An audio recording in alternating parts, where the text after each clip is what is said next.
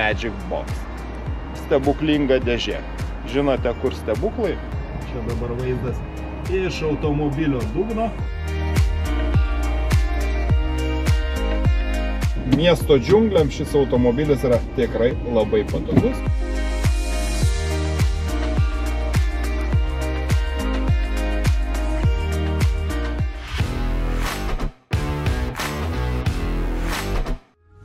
Ar žinote, koks pernai, ne Lietuvoje, o šiek tiek toliau, Jungtinėje karalystėje buvo populiariausias automobilis?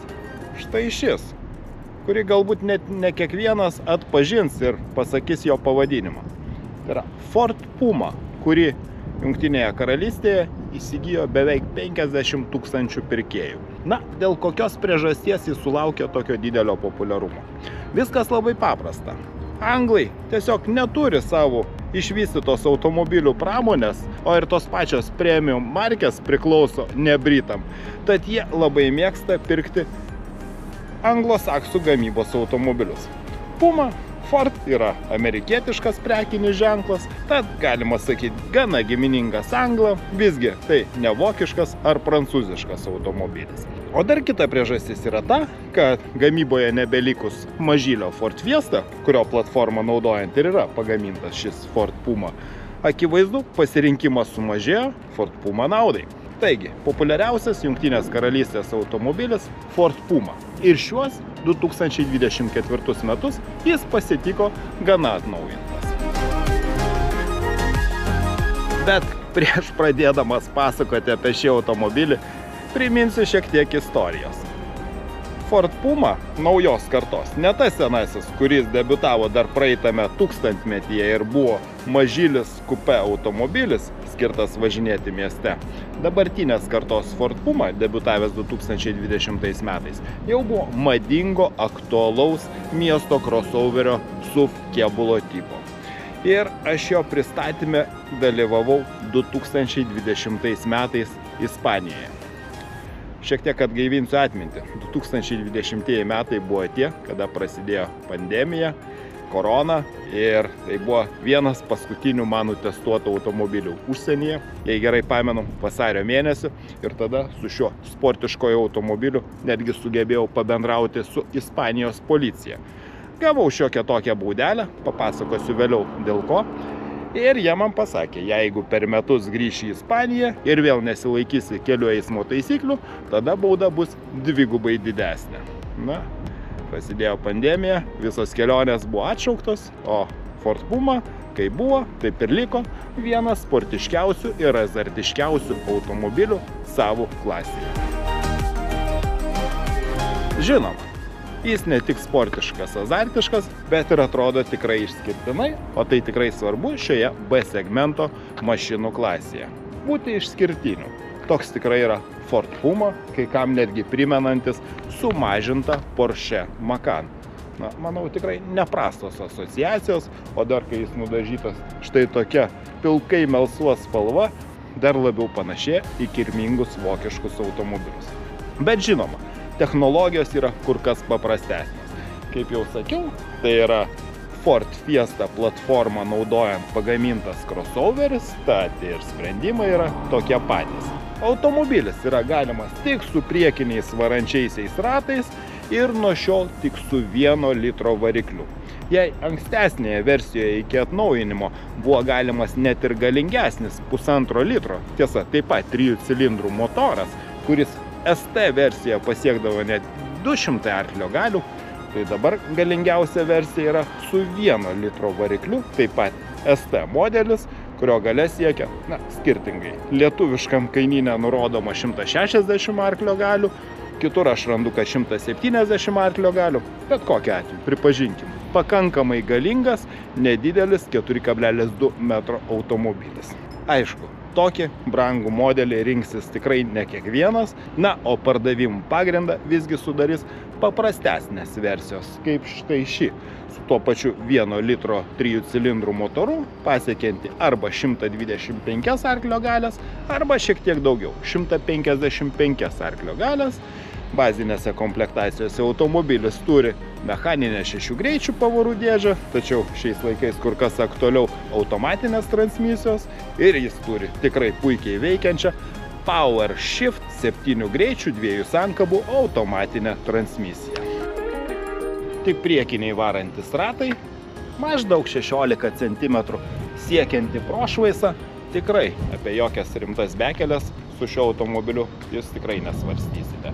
Ir štai eidamas aplink šį automobilį atkreipiau dėmesį į vieną dalyką. Nors mažylis pozicionuojamas kaip tikrai sportiškas automobiliukas, visgi gale, net ir beveik pačioje geriausioje, tai yra ST Line X komplektacija, geresnė yra tik tai ST komplektacija. Čia gale yra būgniniai stabdžiai. Aš nežinau, kodėl nuspręsta taupyti, nes net ir Renault Capture, taip pat Volkswagen T-Cross, pagrindiniai konkurentai šioje klasėje. Berods taip pat ir Toyota Yaris Cross gale turi diskinius stabdžius, na, o štai čia yra palikti tokie biudžetiniai būgniniai stabdžiai. Bet kokia atveju, su 1 litro 125 ar 155 arklio galių motoru tikrai nemanau, kad lėksite į lenktynių trasą, tad ir šis trūkumas nėra toks labai jau ir aktualus. O štai kas mane pradžiugino kur kas labiau, kad priėjus iš galo, aš manau, kad nesu susidūręs nei su vienu kitu šios klasės automobiliu, kad jis turėtų štai tokią funkciją.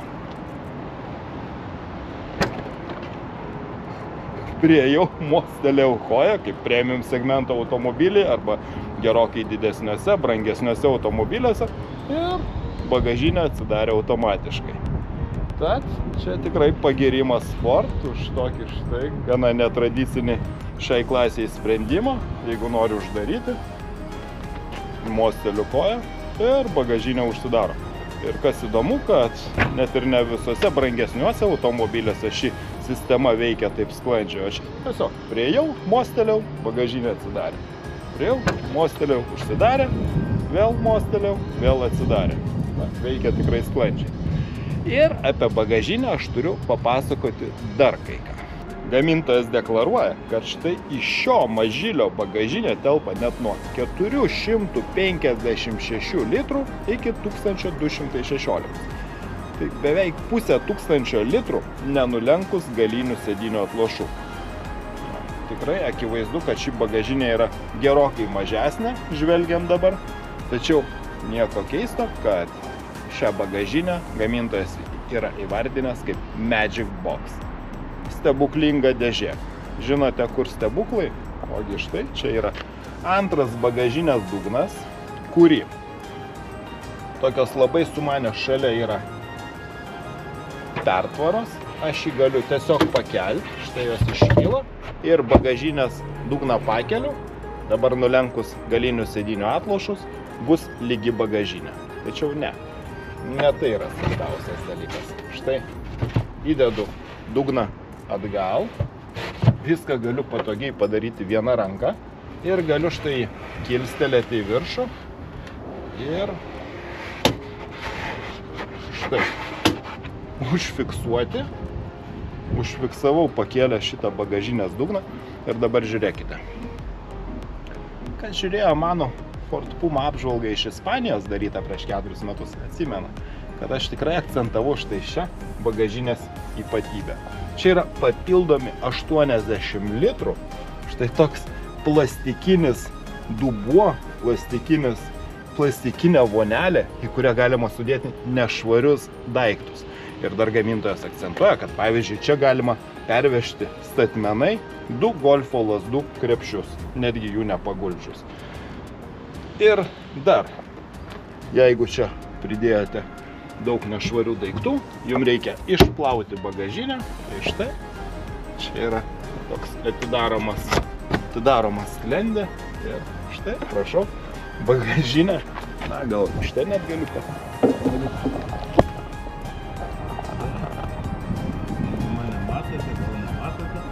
Per tą skylę, čia dabar vaizdas iš automobilio dugno.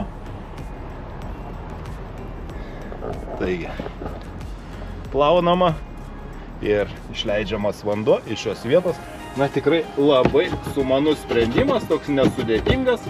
Žinoma, dėl tokios dėtuvės čia po bagažinės dugnu akivaizdu, kad automobilio apačia pasidaro gana žema. Kaip jau minėjau, prošvaisa yra maždaug 16 cm, tačiau jinai nekiek nežemesnė negu štai kiti toliau esantis pakabos elementai. Tad, kaip nurodo gamintojas, žemiausias taškas yra 15-16 cm nuo žemės.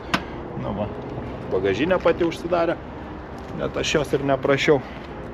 Gal nusprendė, kad aš jau išėjau. Tai štai toks nedidelio mažo miesto crossoverio sprendimas ir tikrai didelis privalumas palyginti su konkurentais. Dar pastebėjau vieną dalyką prieš pasiimdama šitą automobilį, kad tiek štai pačios rankenėlės, jos veikia tikrai labai solidžiai, štai tokios gana standžiai, pačios durelės darinėjasi solidžiai, atkreipkite dėmesį uždarimą. Na, man tikrai svarbu, kaip užsidarinėja durelės. Aš dar pamiršau paminėti, kad aš net pats planavau įsigyti naudotą štai tokį automobilį, žinoma, iki atnaujinimo. Tiesiog tuo metu man netiko ta komplektacija, įsigijau kitą automobilį, tačiau, na, jaučiasi tikrai labai solidžiai pagaminti dalykai, tokie, į kuriuos tikrai atkreipi dėmesį. Štai tikrai labai solidžiai darinėjasi durelės. Aišku, tas solidumas baigėsi, kai sėdi į galą, nes visgi tai ne didesnis Ford Kuga, o 4,2 metro ilgio Ford Puma. Ir akivaizdu, kad čia nėra labai talpu sėdintiem gale. Štai yra toksai ne pats didžiausias matytas, bet visgi įvardyjamas kaip panoraminis stoglangis. Tiesa, štai net prieš tai sėdėdamas tik priekyje net nepastebėjau, kad yra ir galinė dalis su tokia pertvara. Tai iš tikrųjų čia visai bus smagu. Aš esu pastebėjęs jau anksčiau, kad štai, pavyzdžiui, jeigu keliaujate su vaikais, tai panoraminis stoglangis tikrai praverčia, kai jūs važiuojate per kalnus ir matote priešai save tik tarpeklį ir tiesiog daugiau nieko nepamatysi, važiuoja kaip tuneliu. Na, kai yra panoraminis stoglangis, visą laiką smagu apsidairyti, kas yra viršuje. Žinoma, tai negalioja vairuotojui, bet štai čia toks žibintas, plafonėlis, na, šiek tiek jisai čia klyba juda, bet iš tokios klasės labai didelio surinkimo kokybės ir nesitikė. Taip pat, na, vėlgi ir čia nėra podelių laikiklių. Norėtųsi, kad net ir mažame automobilyje štai šį galima centrinę dalį būtų atlenkti, tačiau ne. Čia nėra nei podelių laikiklių, nei vėdinimo grotelių, bet yra 12 voltų rozetė ir net 2 Type-C USB jungtis ir išgaubtos priekinių sėdinių nugarėlės tam, kad vietos kojom būtų daugiau. Tai yra vienas privalumas. Na, o antras privalumas yra tas, kad štai net ir priekinė sėdinė nuleista į žemiausią padėtį ir vis dar po ją galima pasikišti pėdas, tad taip keliauti taip pat bus patogiau, net jau ir ūgtelėjusiem vaikam. Tiesa, na, čia gamintojai naudoja skirtingas strategijas, kad vairuotojo pusėje nėra rankenėlės laikytis, tai normalu, tačiau štai nėra nei priekiniam keleiviui, nei tuo labiau gale sėdintiem nėra rankenėlių. Na, čia toks sutaupimas, kuris tikrai ir nebūtinas. Štai yra kabliukai pasikabinti savo daiktus. Taigi va, jeigu iš išorės apie 2024 metų Ford Puma, na, pasikeitimus pasakot nelabai turėjau ir ką, tai salono pasikeitimas yra akivaizdus ir aš grįšiu prie tos istorijos su ispanų policininkais, nes tik išvažiavus iš oro uosto, pasiemus visiškai naują Ford Puma tais 2020 metais, žiūrint į tą mažą ekranėlį su navigacijos sistema, kur čia išvažiuoti iš oro uosto, įsilieti greitkelį, tiesa, ten buvo tikrai ne sezono metas, tušti keliai, tačiau, na, po gana ilgos painiavos, kirtus ištisinę liniją, tiesa, važiuojant atrodė tikrai nieko kritiško. Visgi pareigūnai nusprendė, kad taip elgtis nevalia ir buvo visas tas veiksmas įvertintas atitinkama europinių pinigų išraiška. Tad pagrindinis akcentas ir yra, kad buvusi tikrai tokį senamadišką su rankenėlėmis nedidelį 8 colių ekranėlį pakeitė štai šiuolaikinis 12 colių multimedijos ekranas, skaitmeninis vairuotojo skydelis. Šis ekranas yra visose komplektacijose, o komplektacijos jau bazinė, Titanium, tai yra geros komplektacijos. Tikrai patogus, tikrai dailus, tiesa, pastebėjau vieną dalyką, kad ir gana teplus, aš jį išjungiau, valiau, kad atrodytų gražiai, tai jis toksai mėgstantis antspaudus, tačiau, na, čia jau nieko nepadarysi, su tuo teks susitaikyti. Žinoma, firminės mėlynos spalvos visur, tačiau atrodo tikrai gerai. Ir tikriausia matote kitą dalyką, štai čia toksai, na, galbūt šiek tiek iš konteksto ir iškrentantis dalykas, kaip toks štai tokios trapecijos formos vairas, plokščias iš apačios, apvalus iš viršaus, gana didokas, tačiau tikrai patogus paimti. Ir man atrodo, tai toks pasikeitimas yra susijęs su vienu dalyku, o būtent to, kad jau už kelių mėnesių turi pasirodyti ir elektrinė Ford Puma versija. Todėl tikriausia visam tam naujos kartos salonui ir pritaikytas toks gana, na, originaliai atrodantis vairas. Nepasakyčiau, kad gal iš čia ir labai dera, ar čia jis labai dera, bet yra kaip yra. Ir prie to paties elektromobilio tikriausia štai dingo bet kokios virtelės iš dešinės pusės, yra tik kairėje, kuria jungiami posūkiai, kurie aktyvuojami valytuvai. Tad labai gali būti, kad galbūt kai pristatys elektromobilį, čia bus važiavimo režimų įjungimas, o ne štai čia esanti tradicinė pavarų svirtis, tokia parodanti, kad visgi tai yra sena platforma.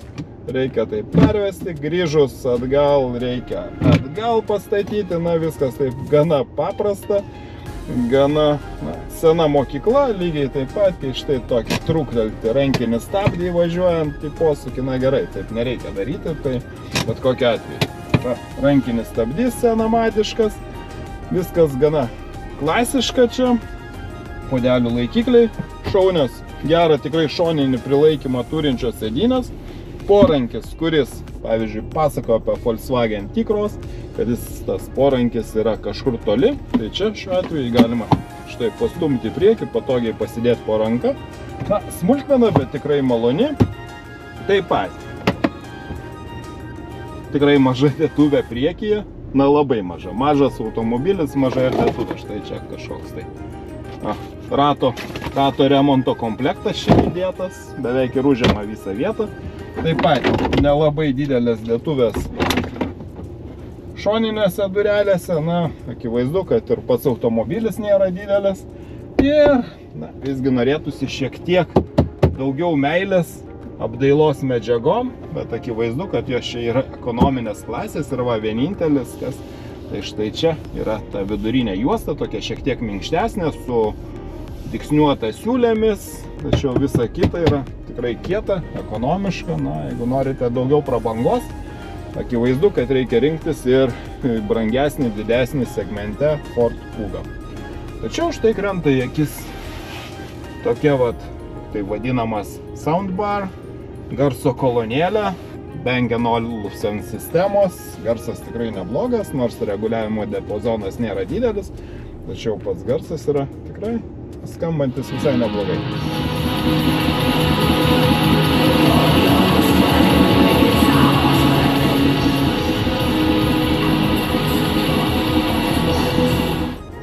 Kaip šios klasės automobiliui, tai tikrai tiks.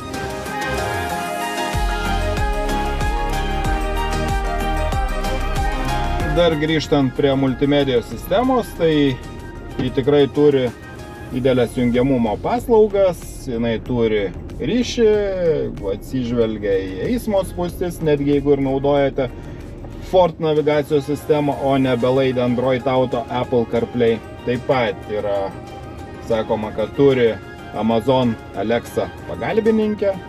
Nelabai žinau, ką jį ten daro, tačiau, na, galima naudotis tomis paslaugomis, tikrai jungiamumas yra nemažas, nustatymų taip pat yra daug. Tiesa, skirtingai nuo kitų automobilių, jeigu norite deaktyvuoti kai kurias saugumo sistemas, tai reikia padaryti nemažai žingsnių. Štai, pavyzdžiui, iš pagrindinio ekrano einame Features, Driver Assistance ir,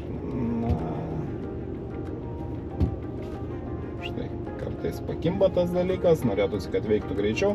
Taip, Speed Limit Assist, einam čia, nusiemam Speed Warning, bet kiekvieną kartą tą dalyką reikia daryti iš naujo, tad gana daug žingsnių, norėtųsi, kad visą tai būtų paprasčiau. Na, tikrai tai nėra kritiška ir dar atkreipiau dėmesį, kad net visose geriausiose komplektacijose šio automobilio yra tik tai vienos zonos klimato kontrolė, valdoma štai čia, šioje parinkčių juostoje.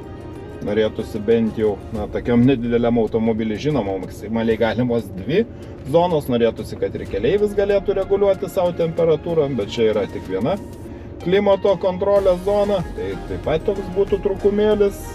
Na, priekinės sėdynės yra šildomos ir taip pat atkreipiu dėmesį, kad net ir geriausia ST komplektacija, o čia yra beveik geriausia ST Line X komplektacija, sėdynės yra reguliuojamos tik mechaniškai, tad vėlgi tai būtų trūkumas, nežinau, kodėl buvo sutaupyta ir nesiūloma bent jau parinkčių sąraše užsisakyti elektra reguliuojamos sėdynės. Ir turiu pasakyti, kad važiuoja tikrai smagiai. Žinoma, iš tokios galios motoro nereikia tikėtis per daug. Šioje versijoje čia yra vos 125 arklio galios, tačiau man labai patinka, kai veikia PowerShift 2 sankabų automatinė transmisija. Ji tikrai greičiau, sklandžiau perjungia pavaras, bent jau man taip atrodo subjektyviai vertinant, negu dabartinės Volkswagen 2 sankabų DSG pavarų dėžės ir galima jungti tiek D, tiek S režimą. S dar greičiau perjungia pavaras, tai tikrai labai šauniai perjunginėja pavaras ir taip pat, patiko apsisukimo skersmuo, vos 10,4 metro, tikrai labai manevringas automobilis. Tiesa, gal norėtųsi šiek tiek, kad būtų aštresnė vairo sistema, pavyzdžiui, su kintamu perdavimu, bet vėlgi šioje klasėje, tikriausiai nereikia to tikėtis, bet ką pastebėjau, tai štai tikrai labai didelė kameros raiška, tai čia pagirtina, kad šioje vietoje tikrai nesutaupyta, taip pat štai vaizdas yra ir iš viršaus, kaip automobilis atrodo. Miesto džiungliam šis automobilis yra tikrai labai patogus ir štai, pavyzdžiui, apsisukti, tikrai užtenka labai nedaug vietos. Tikrai labai manevringas miesto automobilis. Likau pavarų dėžės S režime. Tiesa, važinėjant po miestą, tai vidutinės degalų sąnaudos yra apie 9 litrus 100 km. Tikrai ne pats taupiausias variantas, to labiau, kad čia nesiūlomos jokios ypatingos hibridinės pavaros. Yra elektrifikuota pavara su 48 voltų elektros sistema ir starterių generatorium, tačiau,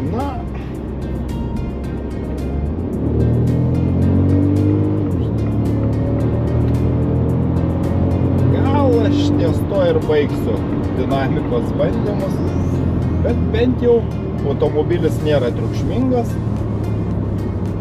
tiek 125 arklio galių, tiek galingesnė 155 arklio galių versijos iki 100 įsibėgėja per 9 su truputį sekundės, sekundę greičiau tą daro ST versija, turinti 160 arba 170 arklio galių.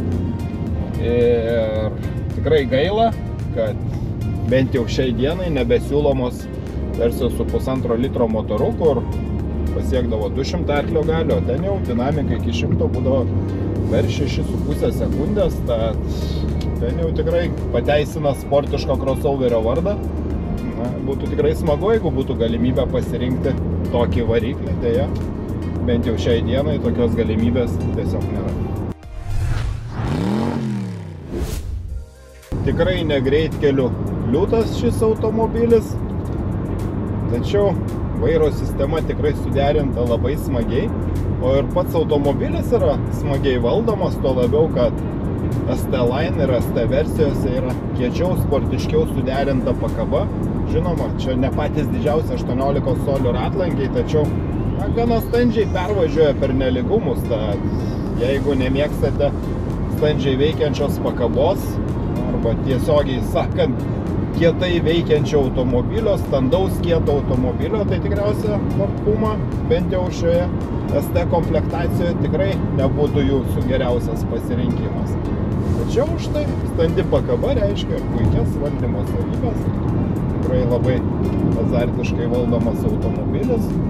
Na, kaip jau minėjau, tokiu atveju visą laiką pasigendi, norėtųsi, kad ir variklis atitiktų pakabos galimybės, kurios tikrai yra labai didelės ir, na, dėja, yra kaip yra. Tačiau jeigu važiuoti siauresniais keliais, tai tikrai galima puikiai pasismaginti su automobiliu. Jautriai reaguoja į vairo pasukimą. Tikrai labai smagiai valdomas automobilis. Visai buvau pamiršęs, kad čia yra ir važiavimo režimai, tad jei norite didžiausios dinamikos, tai yra štai sport važiavimo režimas. Ir taip pat nepaminėjau vieno dalyko, kad, na, noriu patikslinti dėl pagreičio su 125 arklio galių versija, jis įsibėgėja per 9,6 sekundės, tačiau štai, jeigu būtų 155 arklio galių versija, tai jis įsibėgėtų per 8,7 sekundės. Ne kažin kas, bet ST versija, ir tikriausia tai būtų labiausia rekomenduojama versija, jo pagreitis jau siektų per 7,4 sekundės iki 100 km/h. Man atrodo, tokio automobilio pakabai ir charakteriui būtent tas variklis labiausiai ir tiktų.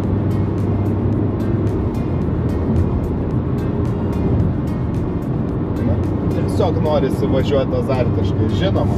Čia yra ekotaupios kietos padangos skirtos mažinti degalų sąnaudas, na ir vis tiek aukštesnė prošvaisa, aukštesnis svorio centras, reiškia, kad automobilis posūkis įvažiuoja taip gana norėdamas pasvirti ir štai jeigu greičiau įvažiuoti į posūkį, tai tikrai labai azartiškai įvažiuoja. Labiausia tai norėtųsi gerokai galingesnio motoro, nes automobilis važiuoja tikrai labai azartiškai.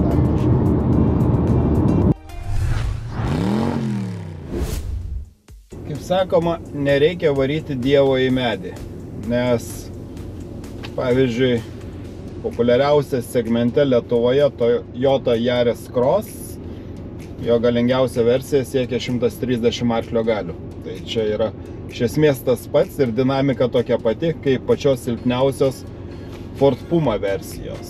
Tad jeigu pasirinkti šiek tiek dinamiškesnį 155 arklio galių variantą ir jis kainuoja ne ką daugiau, tai tokiu atveju gaunasi ir geresnė dinamika, azartiškesnis automobilis. Na, iš tikrųjų, aš matau, kad nevertinant visų trūkumų, jų čia yra nemažai, manau, vis dar išlieka šis automobilis vienas iš segmento favoritų, tad nieko keisto, kad tai yra ir populiariausias automobilis Jungtinėje karalystėje. Ir žinoma, viskas atsiremia į kainą. Ir grįždamas 4 metais atgal, kai aš tada apžvelginėjau tik pasirodžiusi Ford Puma, aš sakiau, na, tikriausiai didžiausias jo trūkumas yra kaina, nes tuo metu konkurentai B segmento kainavo tikrai mažiau ir atrodė patrauklesnis pirkinys negu Ford Puma ir matyt atstovai padarė išvadas, tad dabar vertinant kainas, pavyzdžiui, Jungtinėje karalystėje, kur yra nurodomas svarais ir čia Lietuvoje esančias kainas, dabar iškart siūlomos nuolaidos, tikrai jos atrodo gerokai patraukliau. Jau nekalbant apie užsienio šalis, bet ir vertinant su konkurentais, šis automobilis atrodo tikrai labai patraukliai. Na, žinoma, išskyrus kelis niuansus. Tie niuansai yra degalų sąnaudos. Kad ir kai važinėjau, mieste 9 litrai 100 km. Išvažiavau už miesto, norėjau važiuoti azartiškiau, žinoma, varikliukas galėjo kiek galėjo ir vis dar matau tos pačius 9 litrus 100 km. Tai tikrai toli gražu nėra taupiausias miesto automobilio variantas. Bet iš kitos pusės azartiškai suderinta pavara, tikrai sukius mėgstantis varikliukas, galbūt tą ir atperka. Tad, apie kainas ir kokį variantą aš rinkčiausi. Visgi tikriausia pati bazinė versija kainuojanti nuo beveik 24 000 eurų, jinai yra su mechaninė pavarų dėžė, tikriausiai toli gražu nebūtų populiariausias pasirinkimas, o štai nuo 25 000 eurų jau kainuoja variantas su automatinė greičių dėžė ir kelios geresnės komplektacijos. Tikrai tos kainų žirklės tikrai nėra didelės ir diapazonas nėra labai platus ir pačios geriausios ST komplektacijos modelis kainuoja 33-34 tūkstančius eurų. Žinoma, B segmentų vertinant tai tikrai atrodo daug, tačiau automobilis turi patį galingiausią variklį, yra tikrai labai dinamiškas. Kam to nereikia, tikrai galima rasti gerai sukomplektuotų versijų, kainuojančių 27-28 tūkstančius eurų. Tai tikriausia toks mano ir būtų pasirinkimas. Aš susitaikyčiau, kad nėra čia elektra reguliuojamų sėdinių, susitaikyčiau su vienos zonos klimato kontrolė. Na, priimu ir tą tokią ne pačią geriausią apdailą, nes automobilis tikrai šauniai atrodo ir iš išorės, ir iš vidaus, ir važiuoja jis tikrai labai azartiškai. Tad toks mano ir būtų patarimas. Jeigu tik galite sau leisti, rinkitės galingiausią versiją arba bent jau 155 arklio galių motorą, nes silpniausia versija, kainų skirtumas tikrai nėra didelis, na, o smagumo važiuoti bus tikrai daugiau.